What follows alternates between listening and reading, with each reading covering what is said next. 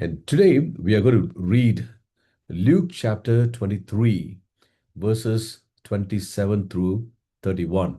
Luke 23, verses 27 through 31. இன்றைக்கு நம்ம வாசிக்க போற வேத பகுதி லூக்கா 23வது அதிகாரம் 27வது வசனத்திலிருந்து 31வது வசனம் வரை. லூக்கா 23, 27லிருந்து 31வது வசனம் வரை. The topic is the daughters of Jerusalem, sympathy without repentance. இன்னைக்கு நாம பார்க்குற இந்த பேசேஜ்க்கான டாபிக் என்ன அப்படின்னா, தலைப்பு என்ன அப்படின்னா, எருசலேமின் குமாரத்திகள்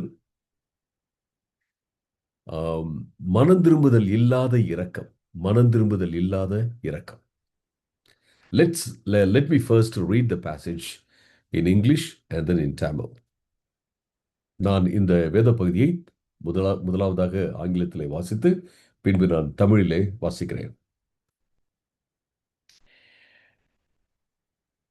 Luke 23, 27 through 31. And there followed him a great multitude of the people and of women who were mourning and lamenting for him.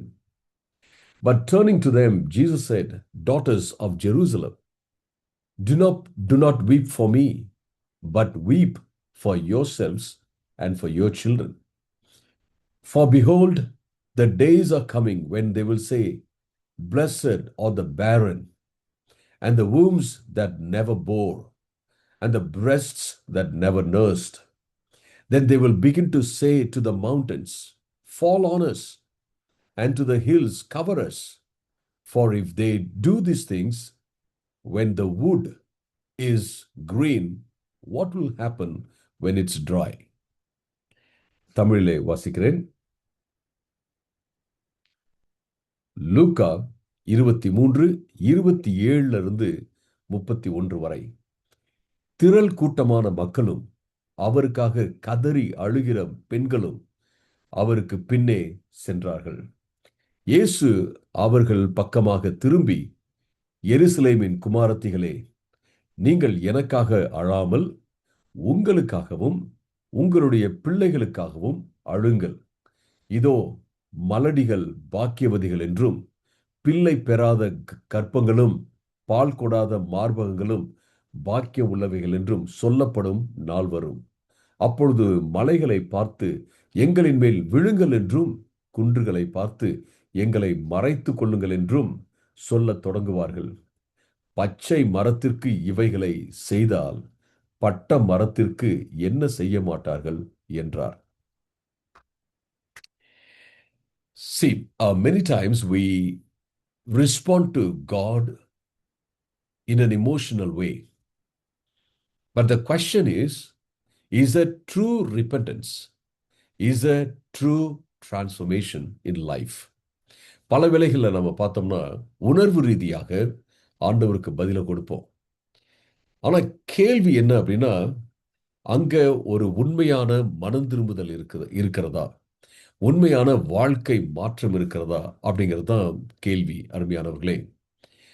And here in this passage we see Jesus walking toward the place where he would be crucified. இயேசு கிறிஸ்து எங்க அவர் சிலுவையில் அறையப்பட போகிறாரோ அங்க அவர் நடந்து கொண்டிருக்கிறதை நம்ம பார்க்கிறோம்.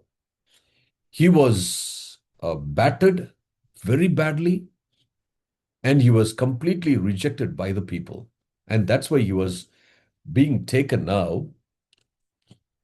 to be crucified. இங்கே இயேசு கிறிஸ்து பயங்கரமா அடிக்கப்பட்டிருக்கிறார், நொறுக்கப்பட்டிருக்கிறார். இயேசு கிறிஸ்து நிராகரிக்கப்பட்டிருக்கிறார். அதனால்தான் இயேசுவை சிலுவையில் அறையும்படியாக அவர்கள் எடுத்துக்கொண்டு போகிறார்கள் அப்படிங்கிறத நம்ம பார்க்கிறோம். And on the way we see the daughters of Jerusalem weep for Christ. இயேசு கிறிஸ்துவுக்காக அங்கே எருசலேமினுடைய குமாரத்திகள், பெண்கள் அழுவதை நம்ம பார்க்கிறோம். Their sorrow is real. They are not faking it. அவர்களுடைய துக்கம் உண்மையானதுதான். அதை அவர்கள் பொய்யாக வெளிப்படுத்தவில்லை. and their compassion is sincere. அவர்களுடைய இரக்கம் இருக்கு இல்லைங்களா, ஆண்டவரை நோக்கிய இரக்கம் உண்மையிலேயே உண்மையானதுதான் என்று நம்ம சொல்ல முடியும். But yet Jesus is saying this there at that place. It's really surprising. ஆனா இயேசு இதுதான் அந்த இடத்துல சொல்லிக் கொண்டிருக்கிறார். என்ன அப்படின்னு கேட்டீங்கன்னா, அது ரொம்ப ஒரு ஆச்சரியம் கொடுக்கிற ஒரு காரியமாக இருக்கிறது. He says, "Do not cry for me. Do not weep for me, and you weep for yourselves, and you weep for your children." நீங்க உங்களுக்காகவும் உங்களுடைய பிள்ளைகளுக்காகவும் ஜெபம் பண்ணுங்க, சாரி, கதறுங்க, அழுங்க அப்படின்னு சொல்லிட்டு இயேசு கிறிஸ்து அந்த இடத்துல சொல்வதை பார்க்கிற அருமையானவர்களே. I want to share a few thoughts with you this morning. The first one is their sorrow was sincere, their compassion was sincere, but it was misguided. It was, I can say, it was misguided sympathy. அவர்களுடைய இரக்கம், அவர்களுடைய உருக்கம் எல்லாமே உண்மைதான். அதுல எந்த மாற்று கருத்தும் இல்லை. ஆனால் அவர்களுடைய இரக்கம் இருக்கு இல்ல, ஆண்டவருக்கு நேராக வைத்திருக்கிற அந்த இரக்கம் சரியான விதத்திலே, சரியான டைரக்ஷன்ல, சரியான திசையில இல்ல அப்படிங்கிறத நம்ம இந்த இடத்துல பார்க்கிறோம். The women express public grief, a cultural act of mourning. அவர்கள், இந்த பெண்கள் பார்த்தீங்கன்னா பொது இடத்துல அவர்களுடைய துக்கத்தை வெளிப்படுத்துகிறார்கள். அது கலாச்சார ரீதியாக புலம்பும் ஒரு காரியம். Even today in some funerals, you can see some people coming and crying, and they will sing, sing a mourning song. That's okay. I mean, we understand. We are not saying that their crying is fake and their compassion is fake. இன்னைக்கும் பார்த்தீங்கன்னா நிறைய சில இந்த அதாவது அடக்க ஆராதனைகள்ல முக்கியமா இறந்ததுக்கு அப்புறம் மக்கள்லாம் நீங்க அவங்க புலம்புறது, ஒப்பாரி ஒப்பாரி பாடல்கள், அதான் நான் அந்த வார்த்தை தான் தேடிட்டு இருந்தேன். ஒப்பாரி பாடல்களை நீங்க பார்ப்பீங்க. அந்த ஒப்பாரி பாடல்கள் பொய் அப்படின்லாம் நான் சொல்லல. அவர்களுடைய இரக்கம் பொய் அப்படின்லாம் நான் சொல்லல. அது உண்மைதான். ஆனா அது இந்த இடத்துல இயேசு கிறிஸ்து சொல்றாரு. Here Jesus says it should be directed towards something else. இயேசு இந்த இடத்துல என்ன சொல்றாருன்னா, நீங்க உங்களுடைய புலம்பலையும் அழுகையையும் வேறு ஒரு காரியத்துக்கு நேராக நீங்க செலுத்துங்க அப்படின்னு சொல்றதை நம்ம பார்க்கிறோம். Jesus says you cry for your sin. You cry for your children. You cry and then repent. That's what Jesus says. இயேசு சொல்றார், நீங்க உங்களுக்காக அழுங்க அப்படின்னு சொல்றார். உங்களுடைய பிள்ளைகளுக்காக அழுங்க. நீங்க அழுது மனம் திரும்புங்க அப்படின்னு சொல்றதை நம்ம பார்க்கிறோம் அருமையானவர்களே. See, sometimes when we watch or when we listen to the story of the cross, we may feel moved when there are worship songs about the crucifixion of Jesus Christ. We may even cry.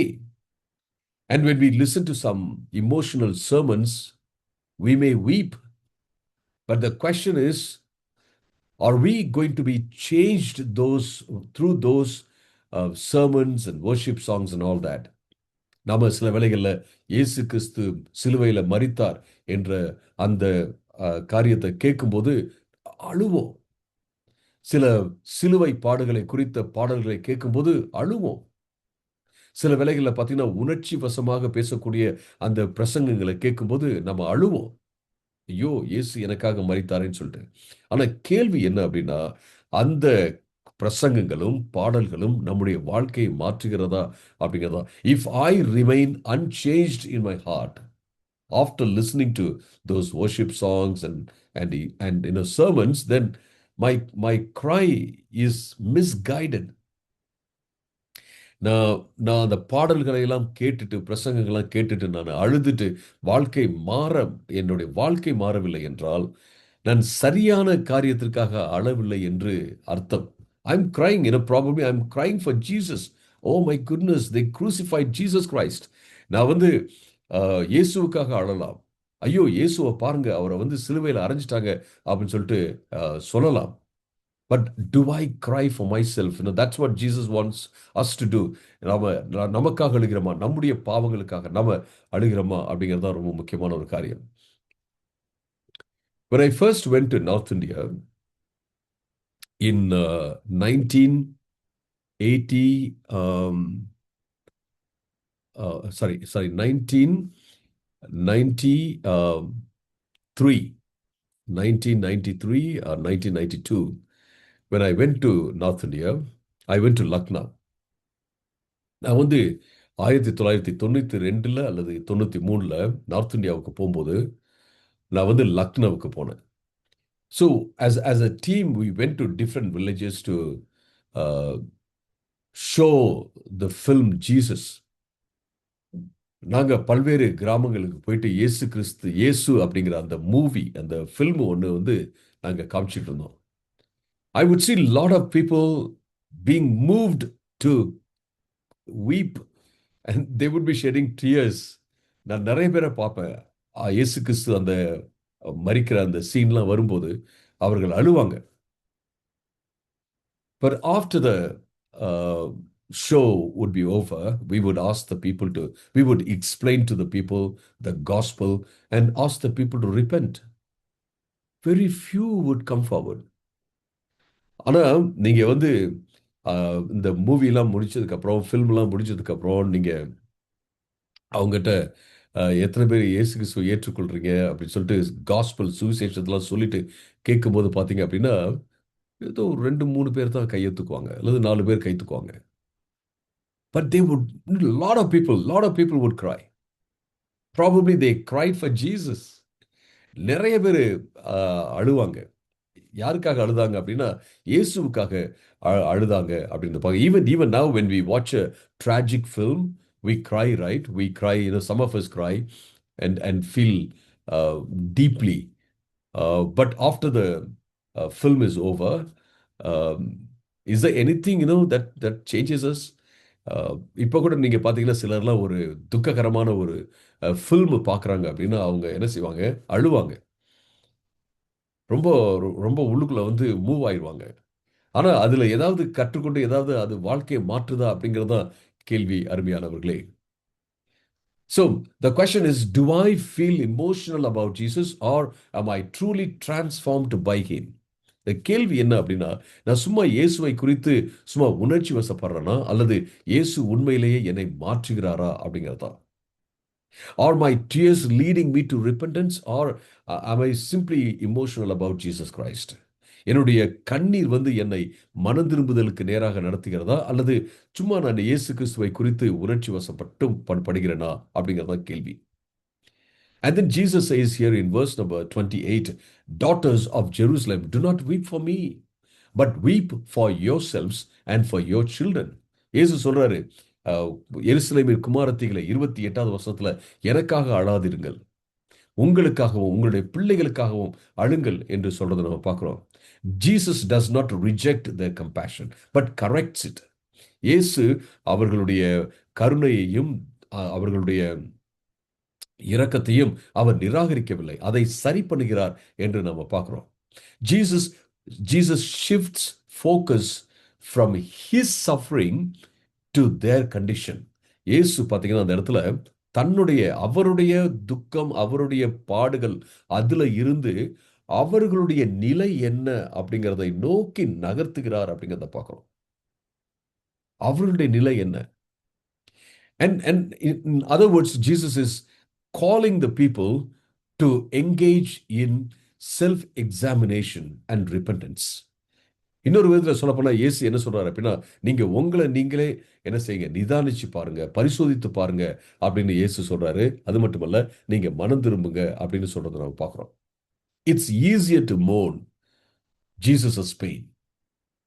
It's easier to mourn the brokenness of the world.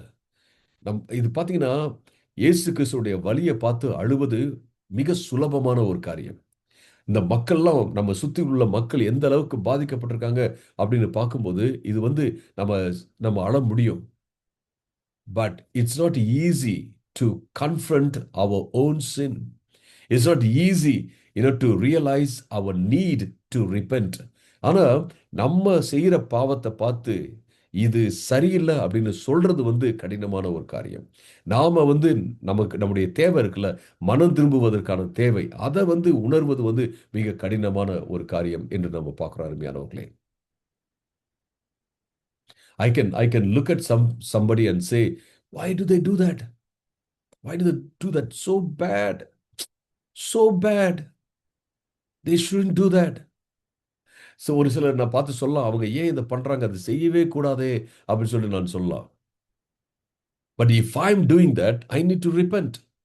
நான் அதை செய்து கொண்டிருப்பேன் என்றால் நான் அதை பார்த்து மனம் திரும்ப வேண்டும். Otherwise my my crying over that or mourning over that or my lament, everything is waste. நான் அதை குறித்து அழுவதோ பேசுவதோ புலம்புவதோ எல்லாமே வேஸ்ட் என்று நம்ம பார்க்கிறோம் அருமையானவர்களே. It's like somebody went to a doctor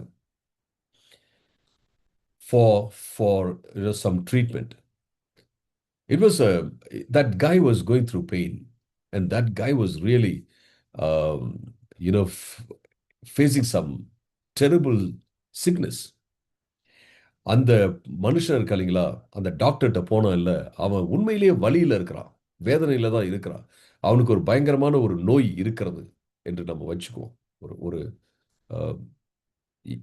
கற்பனையாக நம்ம பார்ப்போம். It's a life threatening illness. வாழ்க்கையவே கொன்றுவிடும் அப்படிங்கிற மாதிரி சாவுக்கு எதுவான ஒரு நோய் அப்படின்னு வச்சுக்கோங்களேன். So he goes to see the doctor, and the doctor is taking all the efforts to heal this guy. எல்லா முயற்சியும் பண்ணி இவனை எப்படியாவது சுகப்படுத்தணும்னு சொல்லிட்டு அவர் எல்லா முயற்சிகளையும் எடுக்கிறார். And doctor is also going through hardship. Doctor என்ன செய்யறாருன்னா ரொம்ப ரொம்ப வேதனை கஷ்டமான காலத்தில் தான் போயிட்டு இருக்காரு. அண்ட் திஸ் காய், let's say, is crying for the doctor. He says, doctor, you are going through so much of pain. You are taking a lot of efforts. I feel for you. I'm moved. I cry for you. அவன் அந்த டாக்டரை பார்த்து சொல்கிறான், doctor நீங்கள் எவ்வளவு கஷ்டப்பட்டு எனக்காக இந்த ட்ரீட்மெண்ட் கொடுக்குறீங்க, நான் உங்களுக்காக நான் அழுகிறேன், உங்களுக்காக நான் புலம்புறேன் அப்படின்னு அப்படின்னு அவன் சொல்கிறான்னு வச்சுங்களேன். The doctor will surely tell him, hey, I want you to cooperate with me. I want you to cry for yourself. I want you to cooperate with me. I want you to go through the treatment, even though it's painful. And I want you to take the medicines. The doctor என்ன சொல்லுவாரு, நீ ஓ நிலைய பாரு, நீ பயங்கரமான வலியிலையும் வேதனையிலையும் இருக்கிற, நீ என் கூட கோஆப்ரேட் பண்ணு, என்னோட ஒத்துழைக்க வேண்டும். அதுதான் ரொம்ப ரொம்ப முக்கியமான ஒரு காரியம். உன்னுடைய கண்டிஷன் எவ்வளவு மோசமா இருக்கு அப்படிங்கிறத பார்த்து என்ன செய், நீ என்னோட ஒத்துழைக்க வேண்டும், நான் கொடுக்குற மெடிசன்ஸ் எடுக்க வேண்டும். நீ என்ன செய்யற, மெடிசன்ஸ்லாம் நீ எடுக்க மாட்டேங்கிற, வாயில போட்டா நீ துப்பிடுற. So you have to think about your condition. Actually, I'm crying for you. That's what the doctor would say. ஆக்சுவலா நான் உனக்காக நான் அழுகிறேன்ப்பா, நீ உனக்காக அழுது என்ன செய்ய, நீ கோஆப்ரேட் பண்ணி நான் நீ சரியாயிருவ அப்படின்னு சொல்லுவார். This is how it is in many of our lives. இப்படிதான் நம்முடைய பல வாழ்க்கையில இப்படிதான் இருக்கிறது அப்படிங்கிறத நம்ம பார்க்கிறோம். Am I concerned about emotional experience or real spiritual transformation? நான் சும்மா ஒரு இமோஷனல் எக்ஸ்பீரியன்ஸ், ஒரு ஒரு உணர்ச்சி வசப்படுகிற ஒரு அனுபவத்தை மட்டும் நான் தேடுறேன்னா, அல்லது உண்மையான மாற்றத்தை வாழ்க்கையில தேடுறேன்னா?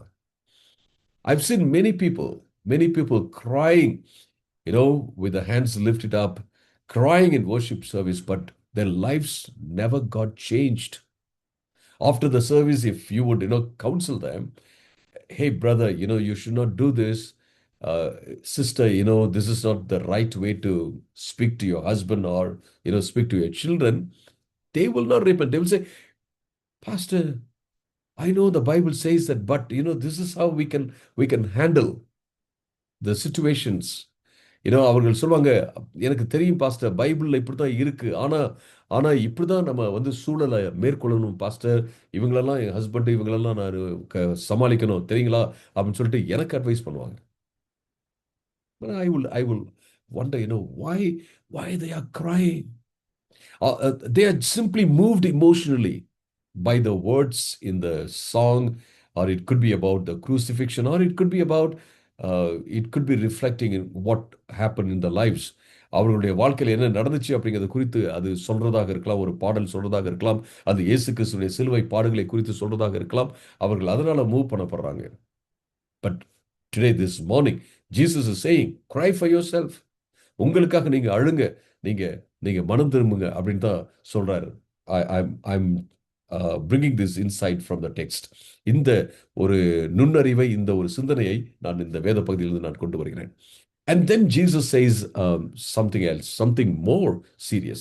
இயேசு கிறிஸ்து இன்னும் ஒரு காரியத்தை, இன்னும் ஒரு சீரியஸான ஒரு காரியத்தை சொல்றார். Jesus says, blessed are the barren, they will begin to say to the mountains, fall on us. இயேசு சொல்றாரு, மலடிகளாக இருக்கிறவங்க ரொம்ப பாக்கியவான்கள், பிள்ளை பெறாதவர்கள் பாக்கியவான்கள். ஏன் அப்படின்னா, ஆண்டவர் வந்து ஒரு பயங்கரமான ஜட்ஜ்மெண்ட், ஒரு நியாய தீர்ப்பை எருசலேம் மேல கொண்டு வர போறார். அப்ப அழிக்கப்படும் போது தன்னுடைய பிள்ளைகள் வந்து அழிக்கப்படுவதை அவங்க பார்க்க மாட்டாங்க இல்லைங்களா? அதனால இயேசு சொல்றாரு, பிள்ளை இல்லாதவங்களுக்கு நன்றி, பிள்ளை இல்லாதவங்க பாக்கியவான்கள் அப்படின்னு சொல்றாரு. ஏன்னா அவர்களுடைய பிள்ளைகள் வந்து அதுல அழிய போறதில்ல. ஐயோ என் பிள்ளை போயிடுச்சு அப்படின்னு அவங்க சொல்ல போறதில்ல. And they will say to the mountains, fall on us. மலைகளை பார்த்து சொல்லுவாங்க, எங்க மேல விழுந்துருங்க, cover us, எங்களை வந்து மறைச்சிக்கங்க அப்படின்னு அவங்க சொல்லுவாங்க. You know what happened in the history? In AD 70, Roman a Roman emperor called Titus came and destroyed Jerusalem and destroyed the temple. Even now, there is no temple. Only a stretch of wall is there. There is no temple. And the temple was destroyed in AD 70. And lots of people were killed. அங்க நீங்க வரலாறு நீங்க படிச்சு பார்த்தீங்க அப்படின்னா, கிபி 70ல தீத்து அப்படிங்கிற ஒரு பேரரசர், ரோம பேரரசர் வந்து எருசலேமை அழிக்கிறார். அந்த அந்த ஆலயத்தை வந்து உடைச்சிட்டார். அவ்வளவுதான், அழிச்சிட்டார்.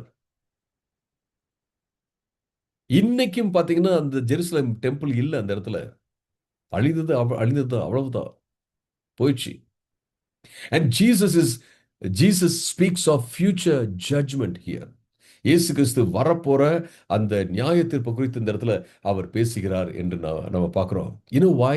Jesus is saying, I am the Messiah. You know, I came to save you guys. I save you people. நான் உங்களை எல்லாம் ரட்சிப்பதற்காக வந்தேன். நான் தான் மேசியா. But you know, this is what is happening to me. They are taking me to be crucified. நீங்க பாருங்க, நான் மேசியாவா வந்தேன், ஆனா இதுதான் எனக்கு அவர்கள் செய்திருக்கிறார்கள். என்னை சிலுவையில் அறையும்படியாக கொண்டு செல்கிறார்கள். They are not repenting. And they are not realizing that they are committing sin. அவங்க வந்து பாவம் செய்றாங்க அப்படிங்கிற உணர்வு கிடையாது. அவங்க மனம் திரும்பவும் இல்லை. And this will happen. A judgment will come upon Jerusalem and the temple will be destroyed. And so you cry for yourself and for your children. எனவே நீங்க உங்களுக்காகவும் உங்க பிள்ளைகளுக்காகவும் ஜெபம் பண்ணுங்க. அவங்க மனம் திரும்பாம என்ன செய்றாங்க அப்படின்னா, என்னை சிலுவையில் அறையும்படியாக கொண்டு போறாங்க. ஆண்டவர் ஒரு பெரிய நியாய தீர்ப்பை அனுப்ப போகிறார் அப்படின்னு சொல்றதை நம்ம பார்க்கிறோம் அருமையானவர்களே. See, sympathy without repentance leaves people unprepared for judgment. இரக்கம் மட்டும் இருக்கு, ஆனா மனம் திரும்புதல் இல்லை அப்படின்னா மக்கள் வந்து நியாய தீர்ப்புக்காக ஆயத்தமா இருக்கவே மாட்டாங்க அப்படிங்கிறத பார்க்கிறோம். Emotional religion cannot save people. ஒரு உணர்ச்சி வசப்படுகிற அந்த ஒரு மதமோ அல்லது ஆவிக்குரிய காரியமோ மக்களை ரட்சிக்க முடியாது அப்படிங்கிறத பார்க்கிறோம். Only repentance and faith can save the people. மனம் திரும்புதலும் விசுவாசம் மட்டுமே மக்களை ரட்சிக்க முடியும் அப்படிங்கிறத நம்ம பார்க்கிறோம் அருமையானவர்களே. Don't you see people saying, I will not do it again? They will say it crying. நீங்க மக்களை பார்த்திருக்கீங்க இல்லைங்களா? நான் இனி அதை செய்யவே மாட்டேன்னு சொல்லுவாங்க, அழுதுகிட்டே சொல்லுவாங்க. And we will also think, okay, wow, that's good. And somebody will say, hey, he was crying, he was crying. Didn't you look at that? நீங்க பாருங்க, அவர் ரொம்ப அழுதார் தெரியுமா, அழுதுகிட்டே சொன்னார் தெரியுமா, பார்க்கலையா நீங்க அப்படின்னு கேட்பாங்க. but the next day again he will drink alcohol. ஆனா அடுத்த நாள் பார்த்தீங்கன்னா மறுபடியும் அவர் குடிப்பார், சாராயம் குடிப்பார். Maybe again he will say I will never drink. மறுபடியும் அவர் சொல்வார், நான் இல்லை, நான் அழுதுகிட்டே சொல்வார், நான் இனி குடிக்க மாட்டேன் அப்படின்னு சொல்லிட்டு. But again they would drink. மறுபடியும் அவங்க குடிப்பாங்க. Is that how our life is? அது மாதிரி தான் நம்முடைய வாழ்க்கை இருக்கிறதா? I want you to express your love toward God with emotions. I'm not saying that emotions are bad. I'm not saying that crying is bad. நான் இந்த இடத்துல emotions, உணர்வுகளை வெளிப்படுத்துவது என்பது வேண்டாம் அல்லது அப்படி சரி, அது சரியில்லை அப்படிலாம் நான் சொல்லவே மாட்டேன். அப்படிலாம் நான் சொல்லவே மாட்டேன். உணர்வுகள் இம்பார்ட்டன்ட்டு. உணர்வுகளோடையும் நம்ம நம்முடைய அன்பை ஆண்டவருக்கு நேராக வெளிப்படுத்த வேண்டும். அதுல எந்த மாற்று கருத்தும் கிடையாது. But are we turning our hearts to God? நம்முடைய இதயங்களை ஆண்டவருக்கு நேராக நாம கொண்டு போறோமா அப்படிங்கிறது தான் மிக மிக முக்கியமான ஒரு காரியம். Sometimes let's imagine, there is an earthquake coming in Salem, and the warning is broadcast. ஒரு பெரிய பூகம்பம் வரப்போகுது அப்படின்னு வச்சுக்கோமே, சேலத்துக்கு வருது, எச்சரிக்கை கொடுக்கப்பட்டு விட்டது. And we all think about it and talk about it. Talk about the judgment. நம்ம இந்த talk about the earthquake. இந்த earthquake பத்தி நம்ம பேசுறோம். There are some people who know a lot about how an earthquake happens. சிலர்லாம் பார்த்தீங்கன்னா எப்படி ஒரு earthquake நடக்கும் அப்படின்னு சொல்லிட்டு அவங்களுக்கு தெரியும். சயின்டிஃபிக்கா, விஞ்ஞான ரீதியில் அவங்க எக்ஸ்பிளைன் பண்ணுவாங்க. It's all there. And then we have chai, coffee and everything, and we talk about it. ஒரு காஃபிலாம் வச்சுட்டு, சாய்லாம் குடிச்சிட்டு, டீலாம் குடிச்சிட்டு நம்ம இதை பற்றி நம்ம பேசுகிறோம். And then we are so seriously engaging in a discussion. ரொம்ப ரொம்ப சீரியஸாக துக்ககரமான முகத்தோடையே நம்ம இந்த மாதிரி உரையாடலாம் செய்கிறோம் அப்படின்னு வச்சுக்கோங்களேன். And the warning tells, evacuate. Get out of here. அந்த எச்சரிக்கை என்ன சொல்லுது அப்படின்னா, நீங்க இந்த இடத்தை விட்டு போங்க, இல்லைன்னா நிலநடுக்க வரும், நீங்க செத்து போயிருவீங்க. அப்படிதான் அந்த வார்னிங் சொல்லுது. But we engage in emotional discussion. This is what will happen. This is what happened to Pakistan. This is what happened to Nepal. We may bring all kinds of statistics and discuss the danger or the aftermath of the earthquake, and still remain in the place where the earthquake would strike everybody. இதெல்லாம் பேசிட்டு அப்படியே அந்த இடத்துல எங்க அந்த பூகம்பம் வரும்னு நம்ம நினைக்கிறோமோ, வரும்னு இருக்குதோ, அந்த இடத்திலேயே உட்கார்ந்து இருக்கிறதுக்கு வாய்ப்பு இருக்கு. When God gives a warning, I would say this is what I have learned in my life. For all those who are in constant touch with God, in a daily conversation with God, talking to God, praying, reading the Bible, meditating on God's word, I tell you, God always gives warnings. யாரெல்லாம் ஆண்டவரோட டச்ல இருக்காங்களோ, யாரெல்லாம் வேதத்தை வாசிக்கிறாங்க, தியானிக்கிறாங்க, ஜெபம் பண்றாங்க, ஆண்டவரோட நடக்கிறாங்களோ, ஒவ்வொருத்தவங்களுக்கும் ஆண்டவர் எச்சரிப்பை கொடுத்துட்டே இருப்பாரு. எச்சரிப்பு கொடுக்காம அவர்களுக்கு எந்த நியாய தீர்ப்பையும் கொடுக்க மாட்டாரு. அவர்களை ஒரு ஆபத்தை அனுமதிக்கவே மாட்டாரு. சோதனையை அனுமதிக்கவே மாட்டாரு. that's the right word. ஒரு சோதனையை கொண்டு வரவே மாட்டார் அப்படிங்கிறத பார்க்குறோம் அருமையானவர்களே. Are we prepared to face some danger? ஒரு அபாயகரமான சூழலை பார்க்கறதுக்கு நம்ம ஆயத்தமாக இருக்கிறோமா அப்படிங்கிறது தான் இன்னைக்கு காலையில் உள்ள கேள்வி. And Jesus says this in verse number 31. இதை தான் இயேசு கிறிஸ்து 31வது வசனத்துல அவர் சொல்கிறார். If they do these things when the wood is green, what will happen when it's dry? ஒரு மரம் பச்சையா இருக்கும்போதே அவர்கள் இப்படிலாம் செய்வார்கள் என்றால், ஒரு மரம் காஞ்சி போயிருக்குன்னா, பட்டு போயிருக்குன்னா, அதுக்கு என்னெல்லாம் செய்வாங்க அப்படின்னு சொல்லிட்டு இயேசு கிறிஸ்து இந்த இடத்துல சொல்றதை நம்ம பார்க்கிறோம். Here the green wood is Jesus. He is innocent and righteous. The dry wood is sinful humanity, ripe for judgment. Because when the tree is dry, this is what they are going to do. It's not fruitful. It's not doing anything. It's not useful to the people at all. So what they will do is they will cut it off and use it as firewood. ஒரு மரம் பட்டு போயிருக்கு அப்படின்னா, அதுக்கு கனி குடுக்கல அப்படின்னா, அதனால எந்த பிரயோஜனமும் இல்ல அப்படின்னா, என்ன பண்ண போறாங்க? அத வந்து வெட்டி அம் விறகா தான் யூஸ் பண்ணுவாங்க. எரிக்கிறது தான் யூஸ் பண்ணுவாங்க. Jesus says, I'm greenwood. I'm innocent and righteous. They are doing this to me. What will happen when the wood is dry? அந்த மரம் வந்து பட்டு போய் இருக்கும்போது என்ன நடக்கும் யோசித்து பாருங்க அப்படின்னு சொல்லி சொல்றதை நம்ம பார்க்கிறோம். If such suffering happens to the innocent Christ, how much more severe will judgment be for the guilty? இந்த எதுவுமே பாவமே செய்யாத இயேசு கிறிஸ்துவே இது நடக்கும் அப்படி இயேசு கிறிஸ்துவுக்கே இது நடக்கும் அப்படின்னா, பாவம் செய்த குற்றம் உள்ளவர்களாக இருக்கிற இந்த மக்களுக்கு என்ன நடக்கும் யோசித்து பாருங்க அப்படின்னு இயேசு சொல்றதை நம்ம பார்க்கிறோம் அருமையானவர்களே. See, the cross is not just a moment to mourn, it's a warning to heed. இயேசு கிறிஸ்துவ சிலுவையில அறையிறது வந்து அன்றைக்கு அந்த மக்களுக்கு வந்து அழும் ஒரு காரியம் மட்டுமல்ல, அது வந்து ஒரு ஒரு ஒரு எச்சரிக்கை. And it was a call for urgent repentance, immediate obedience. அது வந்து ஒரு அழைப்பு எதுக்கு அப்படின்னு கேட்டீங்கன்னா, சீக்கிரமாக தீவிரமாக மனம் திரும்ப வேண்டும், உடனடியாக மனம் திரும்ப வேண்டும் அப்படிங்கிறதுக்கான ஒரு அழைப்பு என்று சொல்லி நம்ம பார்க்கிறோம். It's a very important message for all of us. Am I postponing? Is God telling us to obey in certain matters? And are we still postponing that, delaying that? ஆண்டவர் ஒரு சில காரியத்துல கீழ்ப்படிங்கன்னு ஆண்டவர் நமக்கு சொல்லிக்கொண்டே இருக்கிறாரா? அதை நாம வந்து காலம் தாழ்த்தி கொண்டே இருக்கிறோமா? அப்புறம் பார்த்துக்கலாம்னு சொல்லிக்கிட்டே இருக்கிறோமா? What is God asking me to change today? இன்னைக்கு ஆண்டவர் வந்து ஏதாவது என் வாழ்க்கையில் நான் சேஞ்ச் பண்ணணும் அப்படின்னு சொல்லிட்டு விருப்பப்படுறாரா? The daughters of Jerusalem teach us a crucial lesson. இந்த எருசலேம் குமாரத்திகள் வந்து நமக்கு வந்து ஒரு முக்கியமான செய்தியை நமக்கு தருகிறார்கள் அப்படிங்கிறத பார்க்கிறோம். And this is the message. இதுதான் அவங்க கொடுக்கிற செய்தி. You can weep for Jesus.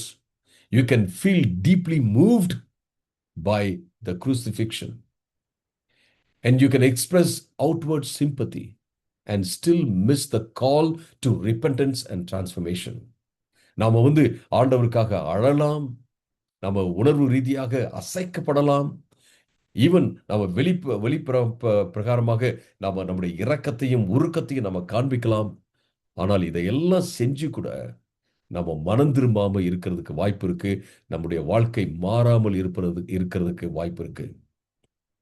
Let's come to Jesus, worship Jesus with all of our mind, with all of our spirit, with all of our strength, with all of our soul. That means with all that we have and we are. Let's worship the Lord. நம்ம ஆண்டவரை தொழுது கொள்வோம். நம்முடைய முழு மனதோட, முழு ஆத்மாவோட, முழு பலத்தோட. அப்படின்னா என்ன அர்த்தம்? நம்ம வச்சிருக்கிற எல்லாத்தையும், நம்முடைய அறிவு, உணர்வு எல்லாத்தையும் சேர்த்து வச்சு என்ன செய்வோம்? எல்லாத்தோடையும் நம்ம ஆண்டவரை ஆராதிப்போம் அருமையானவர்களே. And I pray that when we come to God and stand before Him and say, God, you change me, and I want to cooperate with you, God will surely change us. ஆண்டவர்கிட்ட வந்து, ஆண்டவரே நான் உங்களோட ஒத்துழைக்கிறேன், நீங்க என்னை change பண்ணுங்க அப்படின்னு சொல்லும்போது பார்த்தீங்க அப்படின்னா, ஆண்டவர் நம்மை சேஞ்ச் பண்ணுவார் அப்படிங்கிறத நம்ம பார்க்கிறோம். ஆண்டவர் நம்மை மாற்றுவார். And I pray this morning that I would become better in Christ. And we all would become better in Christ, more like Christ. நம்ம இயேசு கிறிஸ்துவுக்குள்ள இன்னும் நல்லவர்களாக நம்ம மாற வேண்டும், இயேசுவை போல இன்னும் மாற வேண்டும் என்பதுதான் இன்னைக்கு காலையில இருக்கிற ஒரு பிரேயராக இருக்கிறது அப்படிங்கிறத நம்ம பார்க்கிறோம்.